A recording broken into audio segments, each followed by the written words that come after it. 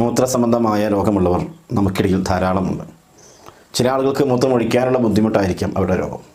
ചില ആളുകൾക്ക് മൂത്രം ഒഴിക്കാനുള്ള ബുദ്ധിമുട്ട് അത് കൂടുതൽ ഒഴിഞ്ഞു പോകുന്നു എന്നതായിരിക്കാം.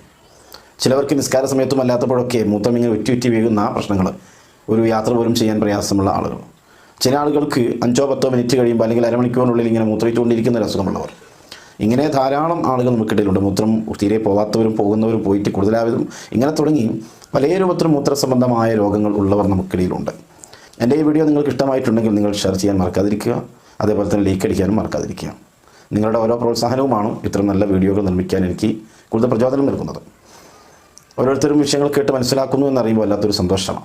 ഏതായാലും നമുക്ക് നമ്മുടെ വിഷയത്തിലേക്ക് കിടക്കാം. അതിനു മുമ്പ് സബ്സ്ക്രൈബ് ചെയ്യാത്തവരുണ്ടെങ്കിൽ താഴെ കാണുന്ന സബ്സ്ക്രൈബ് എന്ന ചുവന്ന ലെറ്ററുകൾ അമർത്തിക്കൊണ്ട് സബ്സ്ക്രൈബ് ചെയ്യുക. തൊട്ടടുത്ത് വരുന്ന ബെൽ ഐക്കൺ കൂടി എനേബിൾ ചെയ്യുക. ഇങ്ങനെ ചെയ്താൽ എൻ്റെ എല്ലാ വീഡിയോകളും, ഞാൻ പോസ്റ്റ് ചെയ്യുന്ന പുതിയ വീഡിയോകളൊക്കെ നിങ്ങളുടെ മൊബൈലിലേക്ക് നോട്ടിഫിക്കേഷനായി ലഭിക്കുന്നതാണ്. അപ്പോൾ